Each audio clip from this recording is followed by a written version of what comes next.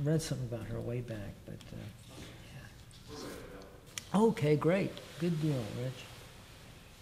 Looking for color back here. Okay.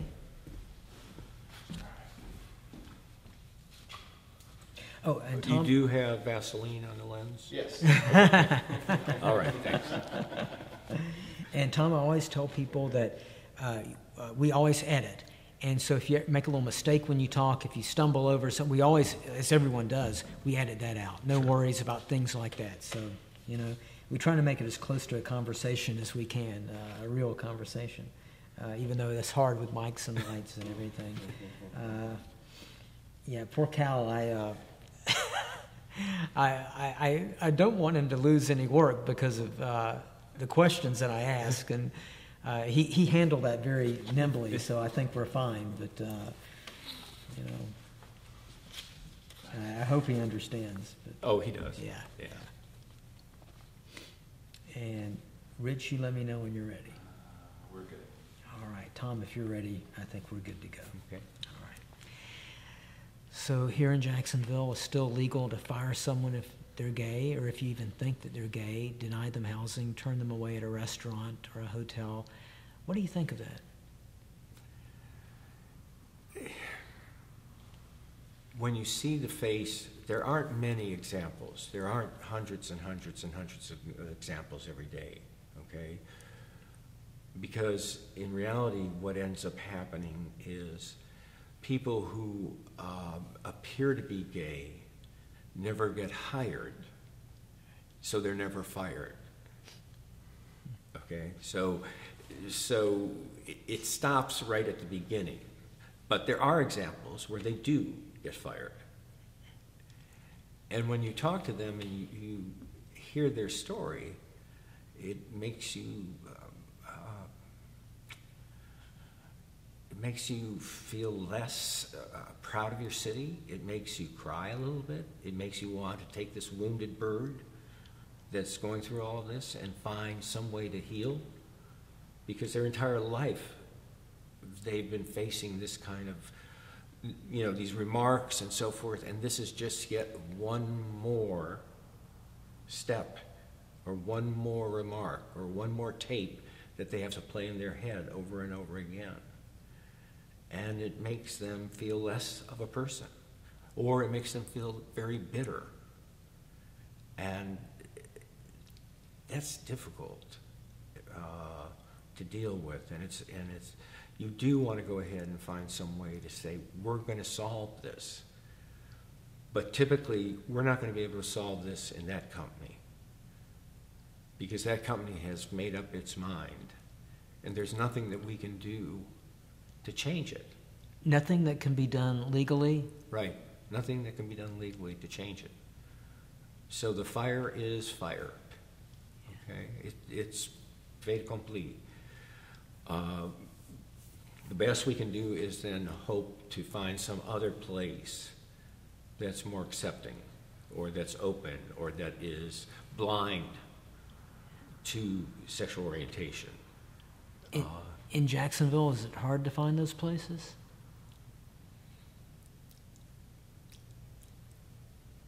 They're not, if you have the right skill set and you can work in a major corporation, no, because major corporations don't do that. Major corporations have their own internal policies that say that they will not discriminate. And for the most part, those major corporations do a good job. They, at least at the national level, sometimes at the local level, you'll find a manager who can't quite get over it or handle it. I had a friend who's transgender and worked for Food Lion. She worked for Food Lion for several years and was successful, good ratings, and, you know, all was well. And then a new manager came in, and all of a sudden the whole attitude changed. And her work, she couldn't work her schedule around some activities that she had been involved in before because the manager didn't approve of the activities that she was doing. So her life was becoming very, very difficult. And she was going to leave the company. And we're talking to her and saying, whoa, whoa, don't, you know, you've got these benefits and you've got all of this. And what you're looking to do is not going to give you that same sort of coverage. So be very careful with this. And so what she does is eventually she talks to the district manager, okay? And the district manager comes in and talks to the store manager and says, you can't do this. You have to change your behavior. Now, in there also, they shifted her from one store to another store to try and resolve the problem, but the other store was inconvenient for her to get to and work and so forth. And then they realized that there's no reason she should have to move. She does a good job. The manager needs to change his behavior. She doesn't need to change her behavior. So there are great companies that do things like that. But there are also small companies that when they find out an employee is gay or lesbian or transgender, yeah, they do fire them. Do you hear a lot of these stories? No, I don't happen to hear a lot because of where I work and so forth. And it was working on the human rights ordinance that I got introduced to some of these people, and they came up to us and said, this is what's happened in my life. And we looked at it, and we went back and studied it because what we didn't want to do was, I'm a bad employee and they're letting me go, and therefore I'm assuming, and I'm going to play it as if it's because of my sexual orientation. Okay? So we would look into the matter, and they were fired because of their sexual orientation or moved to another store or whatever because of their transgender status.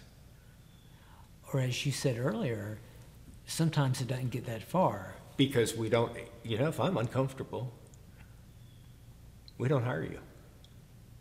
You come in and you're a little effeminate and you're a male. There's another guy out there who's interviewing for the job too. He's probably a better fit for us. And of course, they'll never tell you. No. There's always a reason to hire somebody else. He has a little more experience, whatever. Yeah, there's always a reason to do that. Easy to find an excuse. Mm-hmm.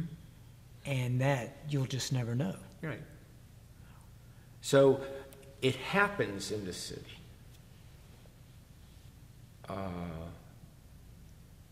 It happens in this city, but we don't have a way of collecting the data. We don't have a way of understanding how often it happens. But we do see single cases where it happens, and we know that those single cases represent others.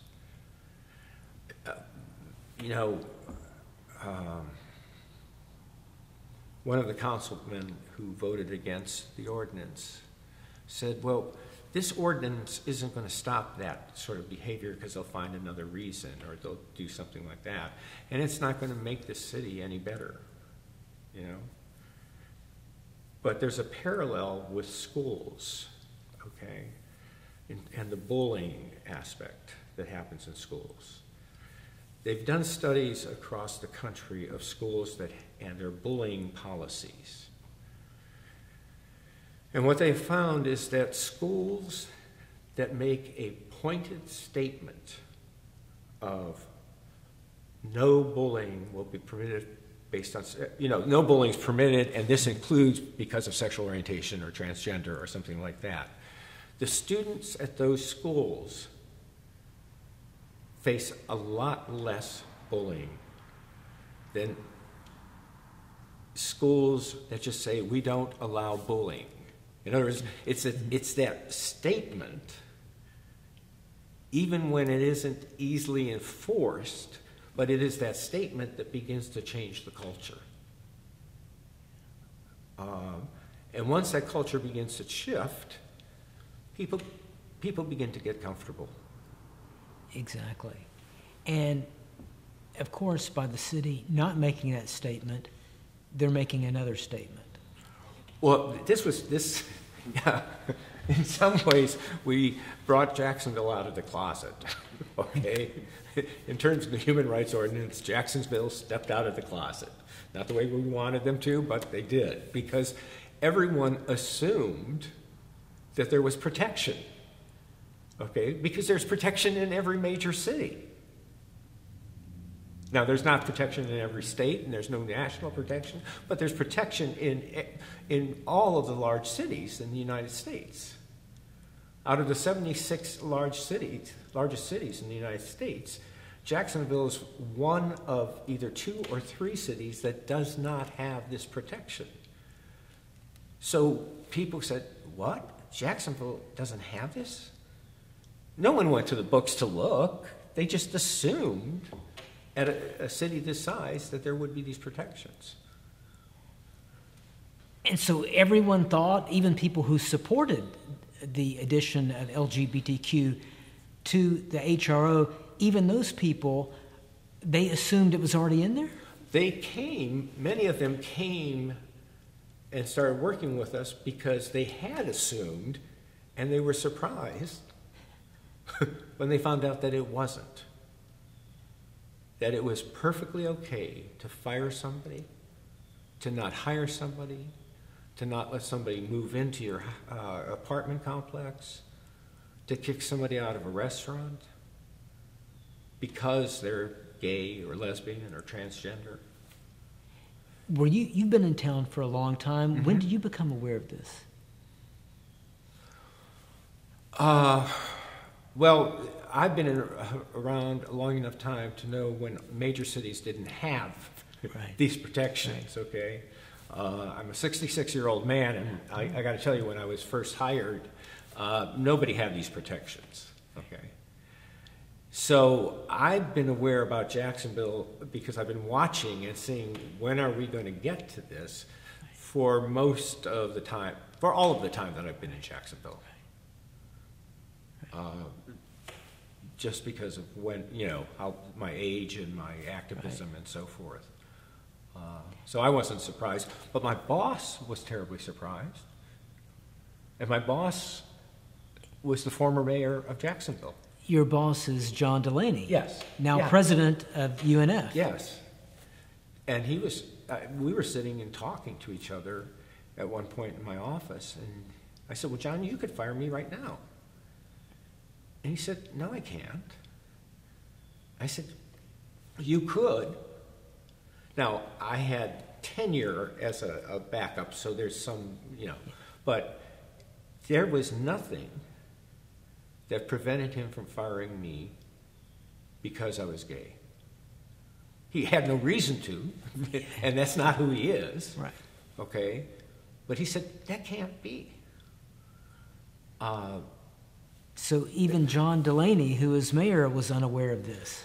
Rick Mullaney, okay, who was one of the candidates for mayor in this last go-around, I talked to Rick at a fundraiser and said, Rick, would you support this? And he said, well, there's no reason to support it. You guys are already protected. Okay? He was the general counsel. All right? I said, no, Rick, we aren't protected. Oh, yes, you are. And Rick was not unusual. Right. Okay? That was a common reaction from many, many people. Well, there's a federal law. No, that federal law hasn't passed. There's a state something. No, the state hasn't moved on this. And the city hasn't moved on this. When did everyone start to become aware that this was missing from the HRO? Bill, I'm not sure that I know that. Certainly we've been looking at it for the last 10 years. Okay?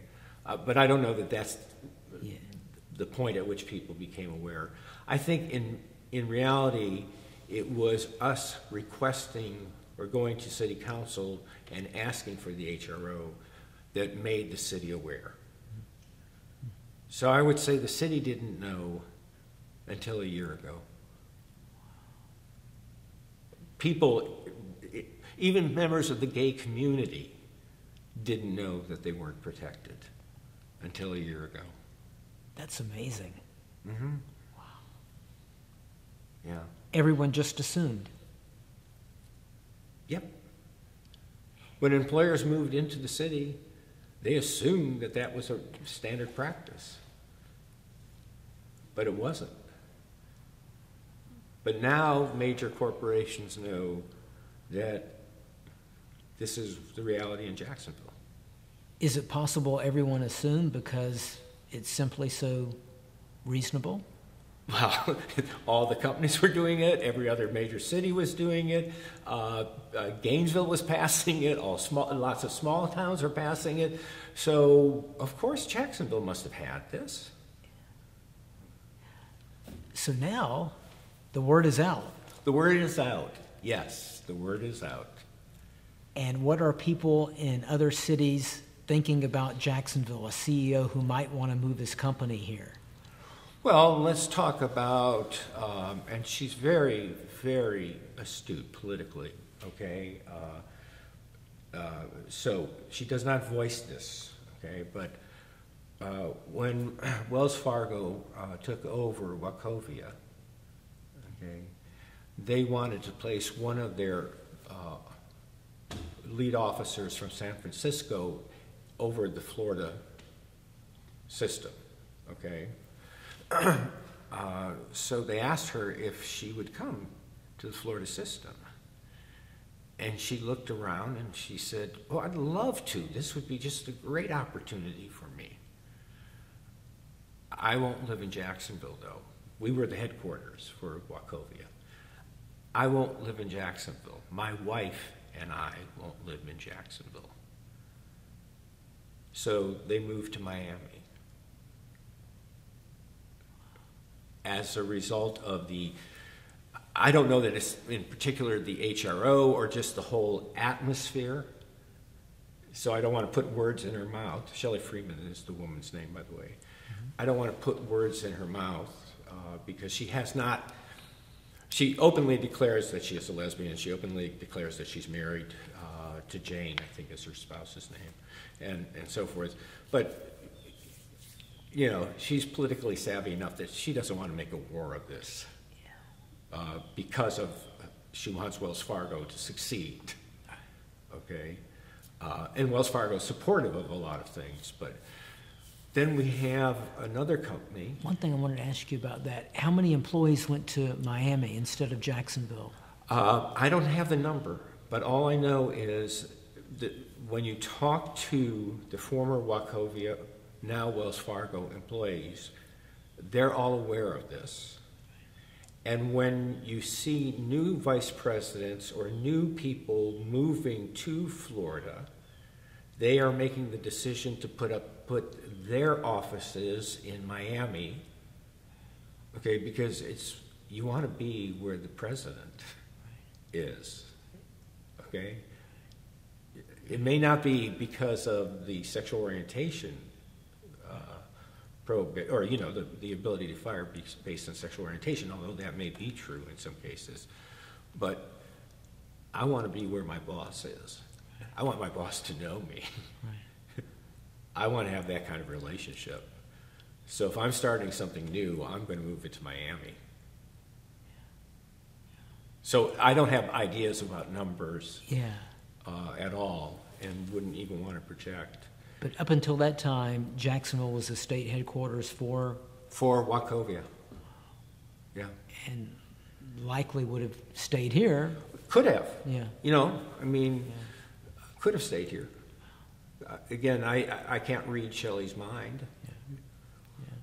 But it was definitely, my wife and I are not moving to Jacksonville.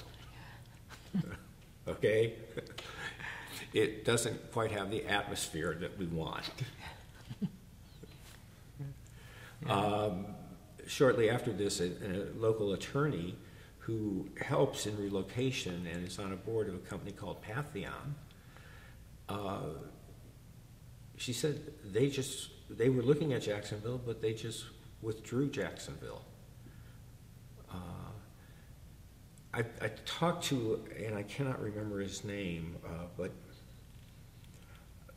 I was talking to a relocation expert in New York for a piece that I'm writing. And I said, do people go through the books to look at this, when you're relocating? He said, no, but diversity is a big thing with most companies. So most companies don't go in and look at the laws, okay? But when there's a scandal or a statement or a public display of of homophobia or public display of discrimination, those companies' antenna go up.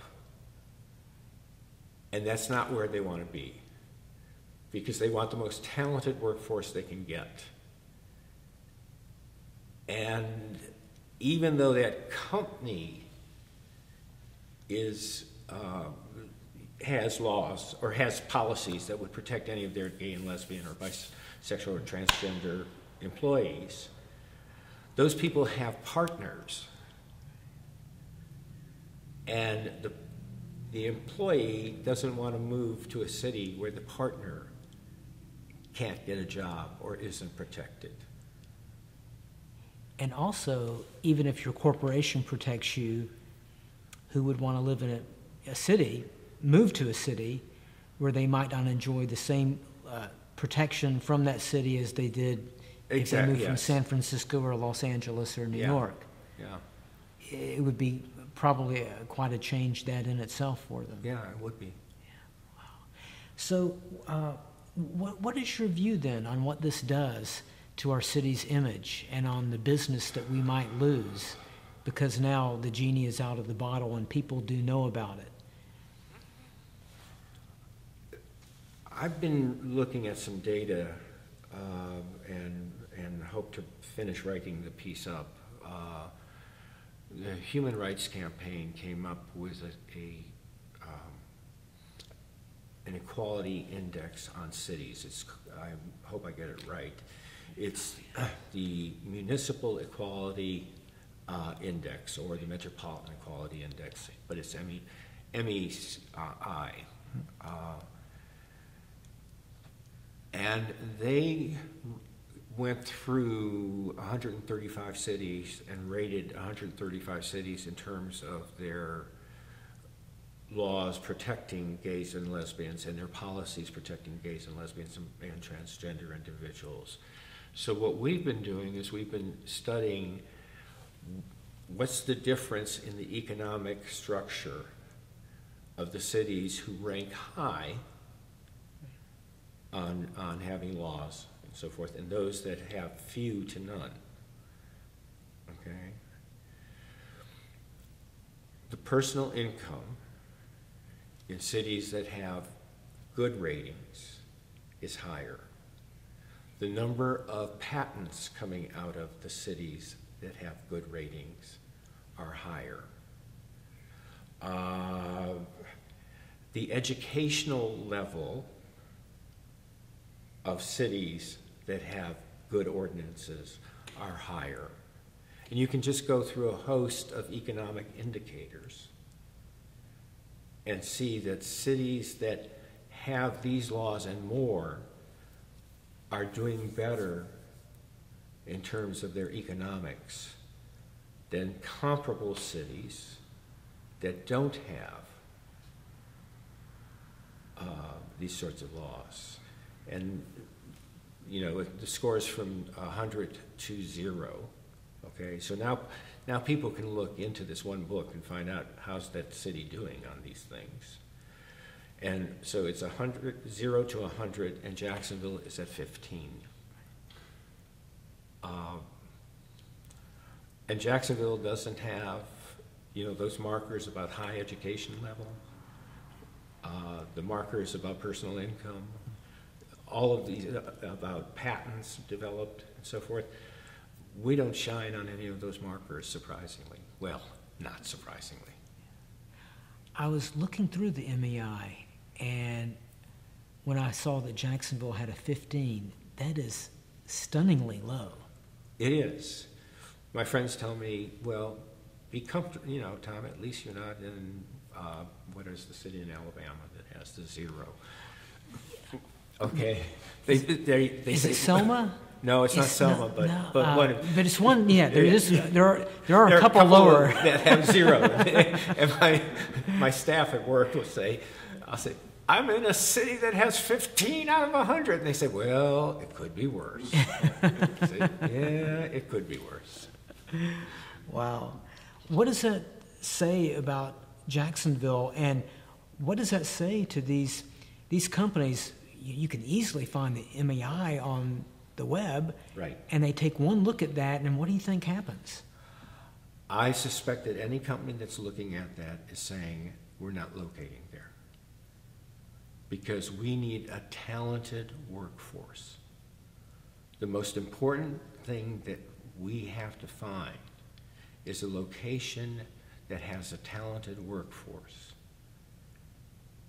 And the data are pretty dang clear that the educational level of cities that don't have laws protecting gays and lesbians, the educational level is pretty low.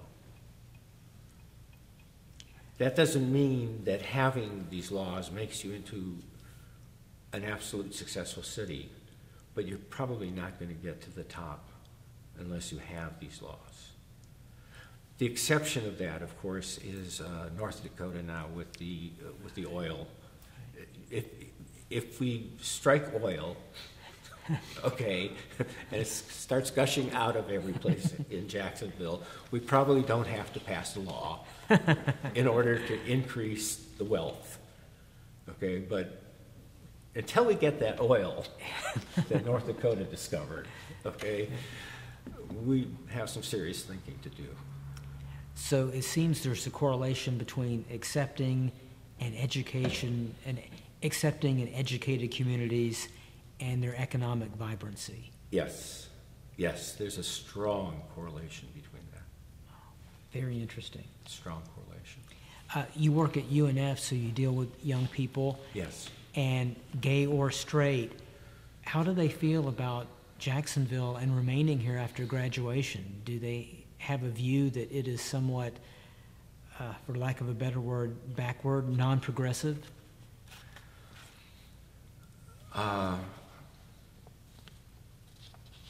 Many of them do. Many of them do. They see this, they're comfortable on our campus because our campus has protections. And we have an LGBT center for students and faculty and everybody. So we've made our campus an open campus, okay? Not only for gays, I mean, in terms of all sorts of diversity, in terms of veterans and disabled. I mean, we want the world to come to UNF, the bright part of the world to come to UNF. So we've made ourselves accessible. But so the gays and lesbians, when we do a climate survey, what we find is that they feel comfortable on campus, and then they feel much less comfortable within the city. It's within the city, when they walk into the city, that they get the snide remarks, that they get the hey faggot statements. They're not getting those on the campus to any great extent. Inevitably, it happens everywhere, but because the university has taken a stance of this is not acceptable. This isn't who we are. So they feel good about coming to UNF. They don't feel as good when they leave the city or when they leave the campus and enter the city. So when they graduate, they'd like to move to a place where they can feel good, where they can feel comfortable, where they can have their partner and talk about their partner or their husband or their wife or whatever. And Jacksonville loses talent. The brightest and the best have better places to work. They have better communities that they can live in. The brightest and the best tend to be inclusive. Yeah, So they don't want to live in a community that is not inclusive. right. Right. What was your reaction to the city council last year when they turned this down?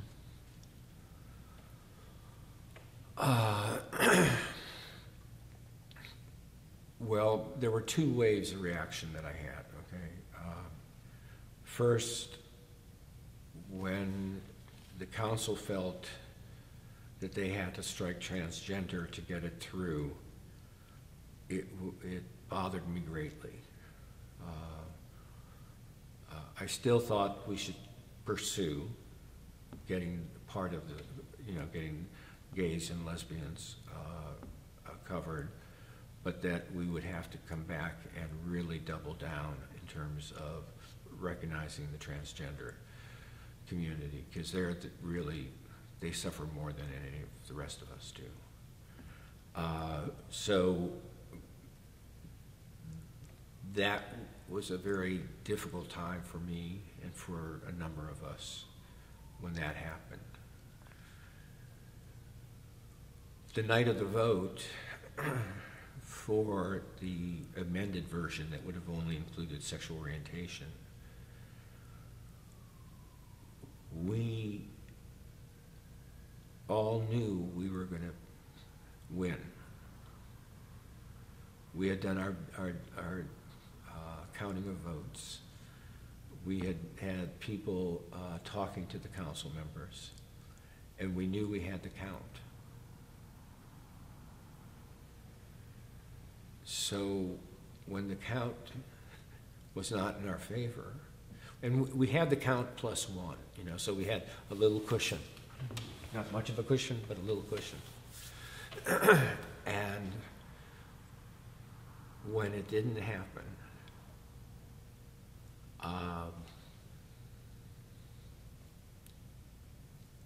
I couldn't wait to get to my car so that I could cry openly, because I wasn't going to cry. And not that it wasn't wrong, but I didn't want to cry in public.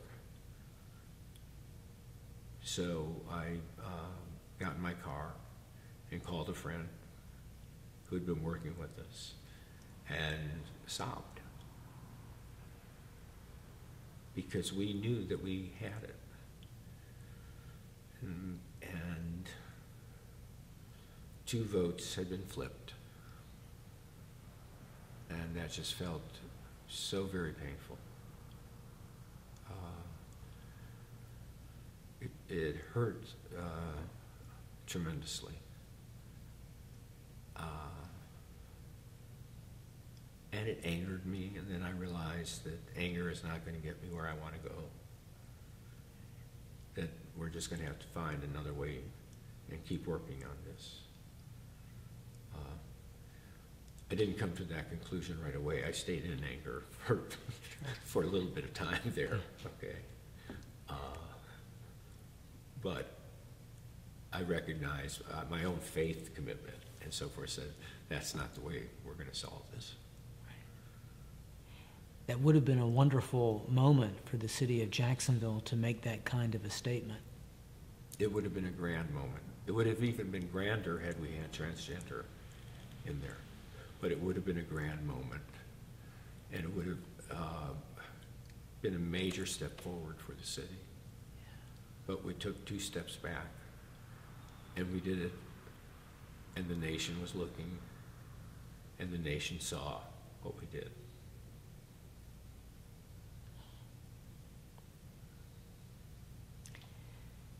So what happens next?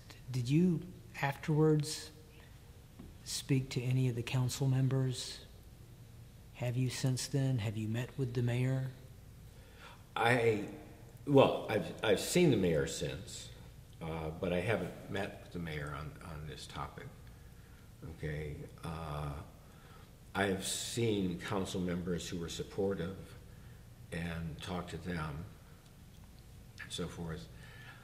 I've had gestures from council members who voted against it, of saying, you've got to know that it doesn't mean anything about our feelings towards you as a person.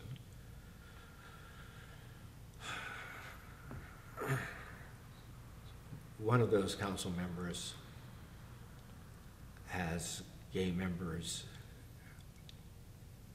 in his lineage, okay? And I wanted to say, when your grandson grows up and finds out what you did, he's not going to think very highly of you as a grandparent.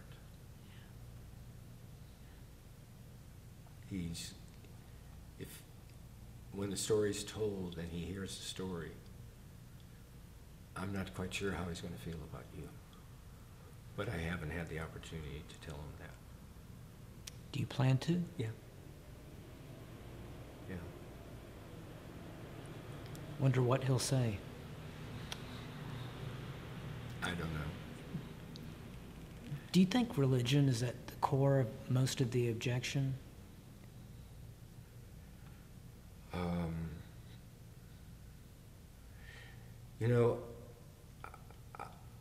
Yes, but there's a caveat there. We fight so many of our wars over religion, okay? And we do so many other things over our religion. And I think that our religion plays a big part in this. But I think our fear of the different, I think our fear of somebody who is strange to me, we use religion as a way of justifying that fear of the stranger, of the different, of the person we feel threatened by. So I think religion is part of it. And then I think religion also masks our fear. When I have a book out on sexual orientation and the battles of this, and one of the chapters talks about the animal kingdom and homosexuality and its prevalence throughout animal kingdom. And I like to point to two different species, both of which, by the way, do have gay behaviors. But I like to point to chimpanzees and a group of what are sometimes called pygmy chimps that are called bonobos, or that's their names. Chimpanzees, when they see another group of chimpanzees coming towards them that don't live with them, they get defensive and they begin to become aggressive, and they will often fight. Okay. Bonobos, for some reason, see an opportunity to make a friend, to hug, sometimes to have sex, okay, mutually agreed upon, and so forth. I think we're a bunch of chimps. Okay, I think we're a bunch of chimps. That's the genetic line. Those genes are the genes that we got, because I think we're afraid of the different. You know, the Sodom and Gomorrah, which is often the story that's told about this, if you read through the Bible and you read Christ's, if you happen to be Christian and you happen to read Christ's reflections on Sodom and Gomorrah, or you happen to read other Old Testament passages on Sodom and Gomorrah, the sin that those passages talk about have nothing to do with sexuality. What they have to do with was the angels that came into Sodom represented difference. And Sodom had fought wars with its neighbors. So they were afraid of these angels because these angels were different and they didn't come from their town. So they wanted to go ahead and abuse them because of their difference. That's probably the more accurate, or at least it's proposed by some biblical scholars to be a more accurate depiction of this. I think we're afraid. We're afraid of the immigrant. We're afraid of the person with a darker skin or a lighter skin.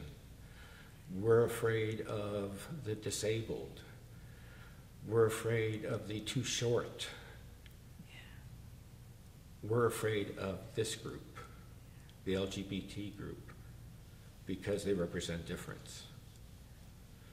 We know that among people who know and gay and lesbian and work closely with them and have socialized with them and things like that, that they get over that fear of difference and they become supportive. They become our supporters. You know, I have nephews and nieces and grandnephews and grandnieces that I just adore. I get to play the uncle who's got a little more disposable income, so he takes them out and bribes them with, you know, let's go on shopping trips and things like that.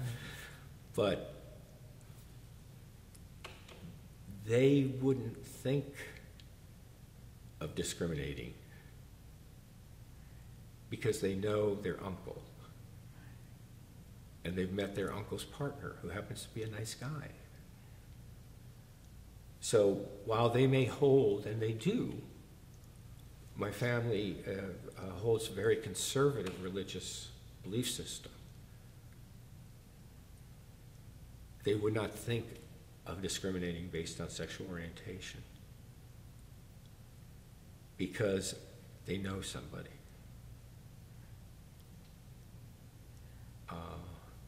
So I think it's getting to know people. I think it's getting to know that difference is not something to be afraid of. And of course, that's one of the dangers of not having this amendment in the ordinance, because it forces people to become invisible and to hide themselves. Therefore, you don't get to know that person as a gay person or a lesbian because of the fact that they can't tell you because they might get fired or lose their house or whatever. Yeah. So they don't know. They don't walk around and see the picture of the individual's partner on the desk. And transgender individuals even represent a bigger difference. So they become we're more fearful because we've never sat and talked to. We've never heard the story of. We've never seen the tears and the laughter because we don't know them.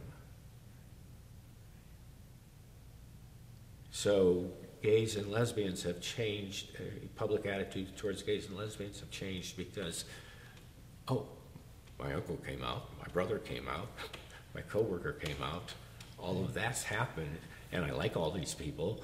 I have to rethink this thing. But we don't have as much opportunity with the transgender individual to spend time and to say, oh, we're just two people having a glass of wine, or drinking a beer together, or having dinner together, and they got the same problems I have, and maybe more problems, and there's nothing to be afraid of.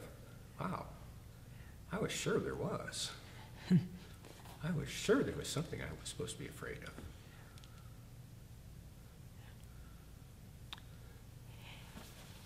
One more thing about city government. I was wondering if you could characterize how you feel about Mayor Brown's position on this issue during all of the hullabaloo last year and since.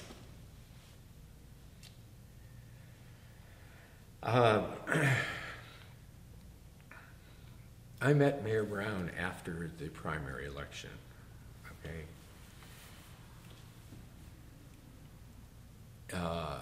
He came into the office at the university to talk to President Delaney, former Mayor Delaney, about, you know, what it was going to mean to become mayor and what it was going to take to become mayor and so forth. And I happened to be in the sitting area or the reception area in our office when Mayor Brown came in, and I introduced myself. And when I was talking to him, I said, you know, I need a candidate to go to because I was supporting Audrey Moran, okay? And a lot of my people need a candidate to go to because they were supporting Audrey Moran and she lost. We can't really go to Mike Hogan. that probably is not going to work.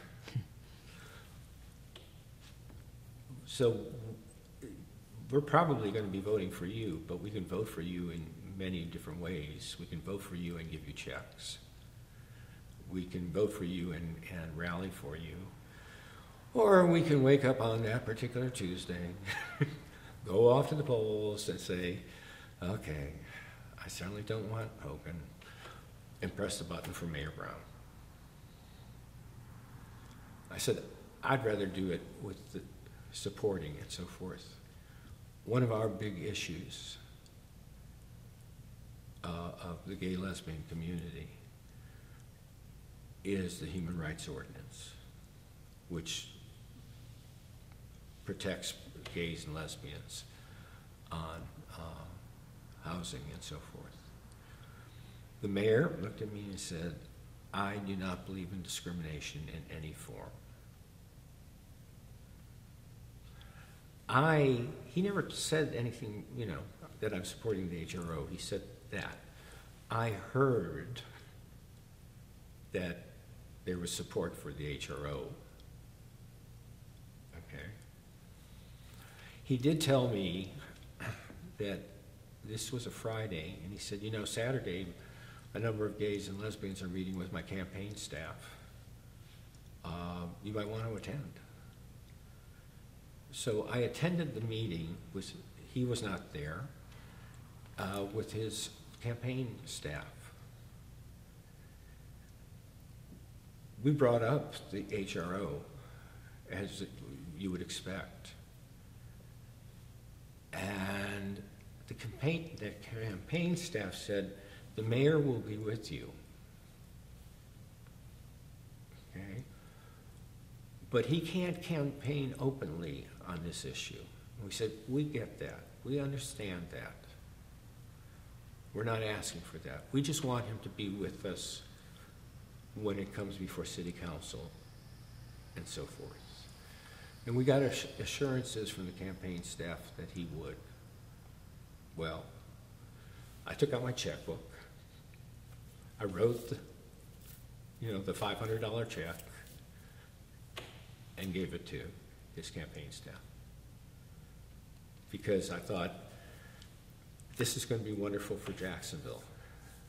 This mayor is going to be just, he believes in downtown development, he believes in all these things, and he's supportive of this.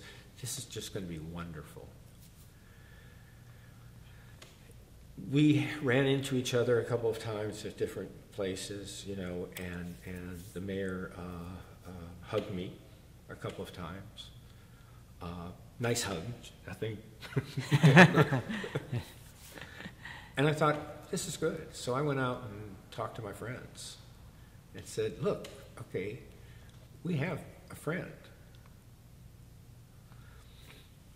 The election happens. We start moving with city council. Now, at this point, you felt assured you had his support on the HRO. Yeah, he doesn't tell me that. Now, supposedly, and I don't have any reason to believe otherwise, he has told some of my friends that he will support it. But he's never said that to me, okay? He has said to me, I don't believe in discrimination of any kind.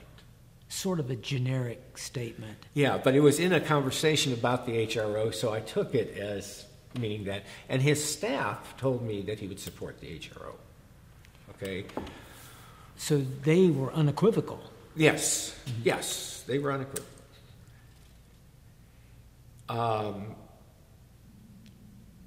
As we sent emissaries to talk to his One thing, real quick, about his generic statement. Do you feel that the fact it was so generic was deliberate? I didn't at the time. I now assume that it may well have been. But I mean, I have no way of reading the mayor's mind, so I can't make any judgments. I can just tell you the facts as I know them. Right. We sent some staff, some of our supporters, to meet with some of his staff about this and to tell them that we're going to be doing this. And they said, basically, this may not be the right time, okay? But why don't you bring some names of gays and lesbians and maybe we can get them on some committees and things like that. I thought, oh. When I heard this from the people that went to see Chris Hand and some other staff members, I thought, oh, so this is the buy-off. We're not going to go this way. We're going to. So we sort of got the feeling that he wasn't going to do this. Okay. I know some people that were advisors to the mayor, and I was able to have lunch with them, or with this particular gentleman, and after the bill had gotten put into the hopper. He said that the mayor was upset because nobody had come to him to tell him about this.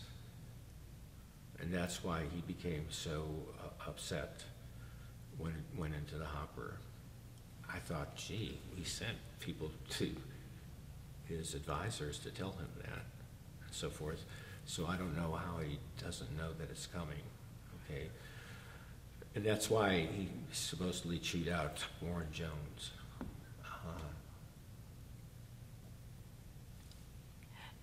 But if he supported it, why would it matter anyway? Well, why would that be an issue? Well, I can see that a mayor would like to know what's happening. Yeah. But that much, Yeah, well, no, I don't. I mean, that part. Okay.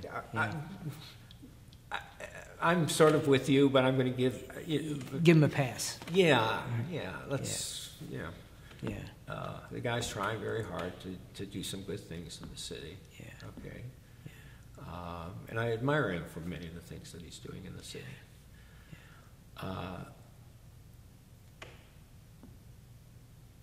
I was told by our common friend that if this bill came to his desk, he would sign it. Okay. Now we had a lot of influential leaders in Jacksonville talking to him directly, saying, you've got to support this bill. I mean, some of the largest corporations in the city, their CEOs were talking to him by phone, in person, or whatever, saying, you've got to support this bill. And he kept saying, I don't know, but it's never going to hit my desk. So he told people, if it hits my desk, I'll sign it. And then he told other people, it will never hit my desk. How would he know that? I don't know, but you know, he lived up to both promises, didn't he? It never hit his desk.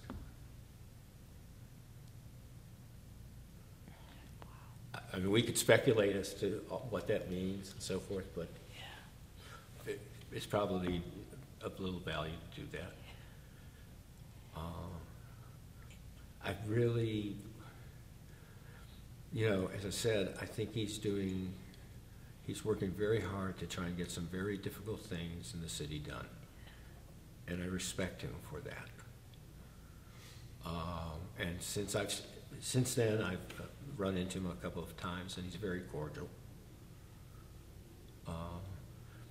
And I got over my anger. So I really want the guy to succeed in all that he's doing. I just hope that he comes to some sense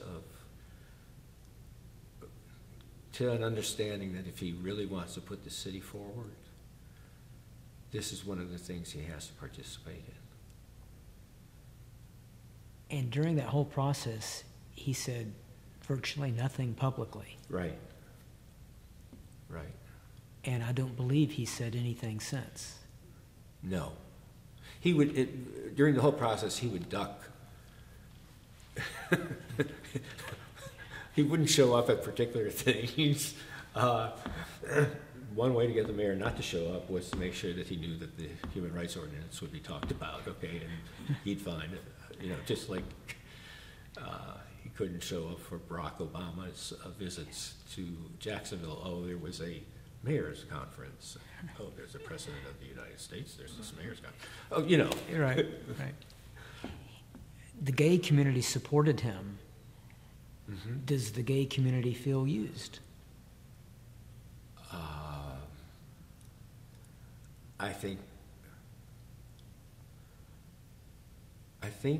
that, I don't want to speak for everybody in the gay community because they never gave me license to do that. Right. I met with all of them last week. Well, but I think that what they do feel is that they were used on this. I think most of them still feel that given the alternatives, they would have voted for Alvin Brown. But they wouldn't have gone out in mass, and they wouldn't have written the checks, and they wouldn't have talked to their friends, and they wouldn't have done those kinds of things to support him. And that if he were to run against a candidate now who looked like they would be supportive, they certainly would walk away from him. Personally, do you feel used? I feel naive. I feel very naive. I should have listened to all the contexts and understood that he was doing a dance. Now, but as we move forward, I was not naive, okay? But early on, I was naive. But for him, and now this is my words, I'm not trying to put any words in your mouth, for a person to issue a generic statement like that, to get someone to believe, is kind of, and again, I'm not trying to get you to say anything, this is just me, those are weasel words, you know?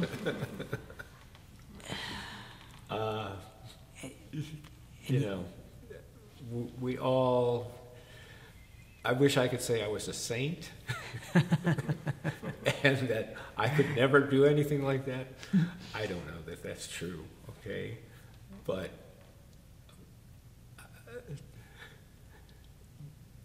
it hurt. Yeah. It hurt. Let me ask you one last question on a different subject. Today, the Supreme Court just struck down DOMA. The majority of Americans support gay marriage. Things are changing very rapidly Yet here in Jacksonville, we're still talking about being able to fire people because they're gay. How does Jacksonville look? Do we look, and again, using my language, do we look backward? Do we look out of touch? How do we look? We look very backward. We look very out of touch. And we're going to face some significant problems because we have such a strong military component, okay? So we have members of the military in this city who are married to same-sex partners, okay?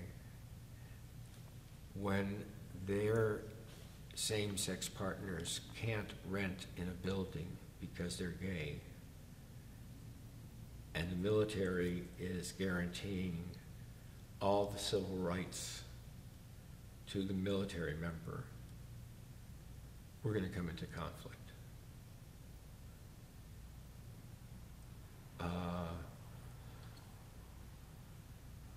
With the MEI out, the Metropolitan or Metropolitan Equity Index and so forth, we look bad to anybody who knows that it's there and is looking to relocate.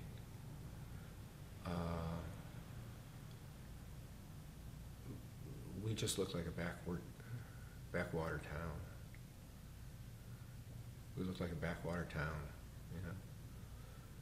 And I don't know, I know we'll get companies that will put 40 people into jobs, but I don't know any company that's going to put 4,000 people to work who's going to look favorably upon this city. So we'll have some victories, and we'll have more losses, and many of the losses we won't even know about. Because again, they're not going to come to us and say, we're not considering you because of this. They're just going to, in their boardroom, say, take them off the list. Take them off the list. We don't need that. That's not what our employees deserve, and they're not going to be able to get an educated population in that city because of the way they behave. It's going to remain an undereducated city because of the way that the city welcomes or doesn't welcome difference. And not just gay, lesbian, but difference of all sorts. When you've got things like the Parvez Ahmed thing going on and so forth, we look like a joke. We look like an absolute joke.